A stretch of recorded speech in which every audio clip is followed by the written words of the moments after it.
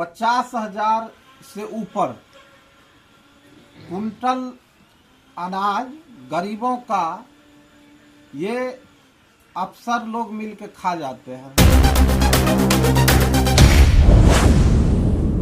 Tender खुला ही नहीं तो टेंडर मैनेज की बात कहां से होती है?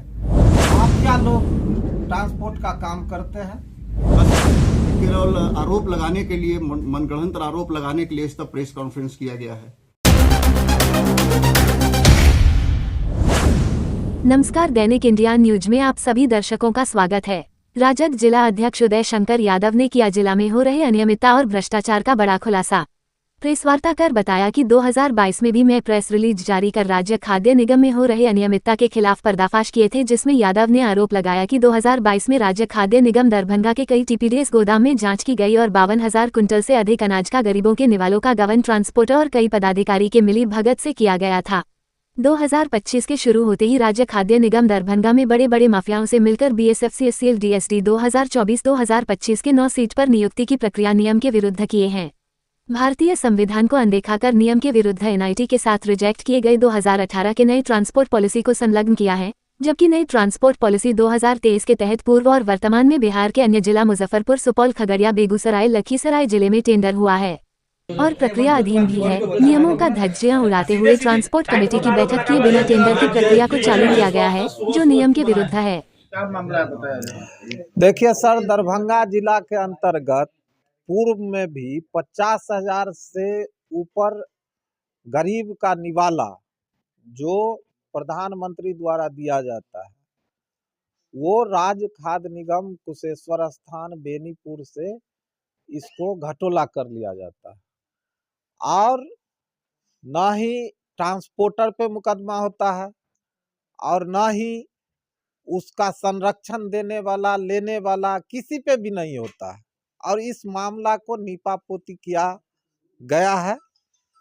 आप जानते हैं, जो एक आदमी 50,000 कुंटल अनाज को गोदाम से उठा के नहीं ले जा सकता है और पुनः जब ये नया में जो ट्रांसपोर्ट का टेंडर हुआ है तो ये माफिया लोग मैनेज करके और 2018 का जो ट्रांसपोर्ट पॉलिसी है उसको लगा के एनआईटी में और टेंडर करा रहा है, जबकि 2023 में ट्रांसपोर्ट पॉलिसी नया आ गया।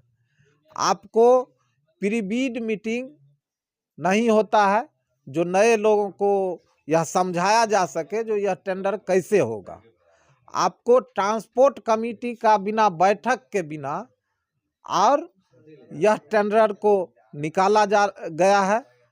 तीसरा है, जो फिनेंशियल बीड में खगड़िया दिखा के लोगों को कंफ्यूज किया गया, जो यह खगड़िया दिखेगा जबकि उसके नोट शीट में लिखा हुआ है जो इसमें छेड़छाड़ नहीं करना।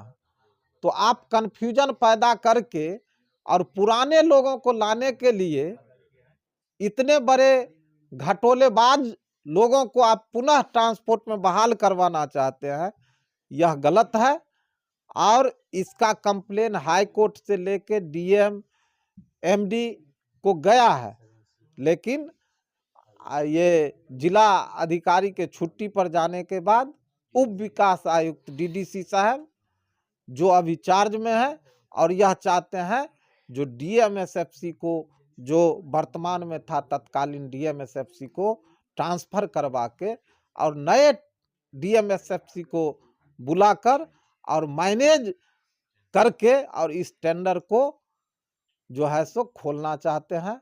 और इसके जड़ में डीडीसी साहब के ड्राइवर जो इस टेंडर को मैनेज किया है और वह गाड़ी जो है बड़े बड़े माफियाओं का है जो डीडीसी साहब चढ़ते हैं। हम यह मांग करते हैं जो पारदर्शिता के साथ यह बहुत बड़ा घटोला दरभंगा में हुई है और आप पारदर्शिता के साथ इस टेंडर को करवाए और टेंडर के लिए योग्य व्यक्ति को ही चुने और माफियाओं को ये ट्रांसपोर्ट से हटाए, नहीं तो राजद सड़क से और सदन में भी आवाज़ उठा के और इस माफिया को जो है सजा दिलाएगी और घटोलेबाज को हम दरभंगा से गरीब का जो अनाज लूट रहा है उसको नहीं लूटने देंगे। वहीं पत्रकारों को बताते हुए उप विकास आयुक्त चित्रगुप्त कुमार ने बताया कि देखिए, टेंडर अभी तक तो खुला ही नहीं है। जो परिवहन समिति की बैठक होनी थी वो 27 तारीख को होनी थी। 27 तारीख को टेंडर नहीं खुल सका। 27 तारीख को मेरा जो है बैठक था पंचायती राज विभाग का पटना में, और 23 तारीख को ही जिला प्रबंधक का ट्रांसफ़र हो गया, जिसके कारण कि टेंडर खुला ही नहीं है। टेंडर गिराने के दिन उनका आरोप है कि 2 ही बजे टेंडर को बंद कर दिया गया। वो जो भी होगा वो तो निविदा का जो शर्त होता है उसमें मेंशन किया हुआ रहता है कि कब तक और किस तारीख तक और किस समय तक आप टेंडर गिरा सकते हैं। तो अगर निविदा के शर्तों में वो है कि 2 ही तारीख तक 2 ही बजे तक टेंडर लिया जाएगा तो दैट इज जस्टिफाइड। सर, आपके पास कोई आवेदन जमा हुआ है इस टेंडर को लेकर? हाँ, हमारे पास एक आवेदन कल आया है परसों, जिसमें कि वो लिखा हुआ है कि ये सारी गलतियां हुई हैं, टेंडर को रद्द कर दिया जाए। इस तरह का किया गया तो वो मैंने आवेदन जो है फॉरवर्ड कर दिया है डीएमएसएफसी को। डीएमएसएफसी जो है फाइल के माध्यम से डीएम साहब के परusal के लिए रखेंगे। सर, जिलाध्यक्ष का एक बड़ा आरोप है कि टेंडर को लेकर के किस तरीके से भरना है, इसको एक बैठक होनी थी 11 तारीख को, लेकिन माननीय मुख्यमंत्री का दौरा था, वो प्री बीडिंग बैठक भी नहीं हुई। उसकी जानकारी मुझे नहीं है, अगर होगा तो उस पर हम लोग देखेंगे। आपके ड्राइवर के माध्यम से आप पर जो है वो 50 लाख का के रूप में मैनेज करने की बात आई है इस टेंडर को। ऐसा तो नहीं है, जब टेंडर खुला ही नहीं तो टेंडर मैनेज करने की बात कहाँ से आ रही है? होने वाले टेंडर की बात। टेंडर के वो तो जब टेंडर खुलेगा तब न पता चलेगा। ये तो कोई भी प्रेस कॉन्फ्रेंस करके कह देगा कि डीडीसी 50 लाख मांग रहे हैं, डीएम 1 करोड़ मांग रहे हैं, कम से ये कर रहे हैं। ये तो बिल्कुल गलत और नाजायज है। जब टेंडर खुला ही नहीं तो टेंडर मैनेज की बात कहाँ से होती है?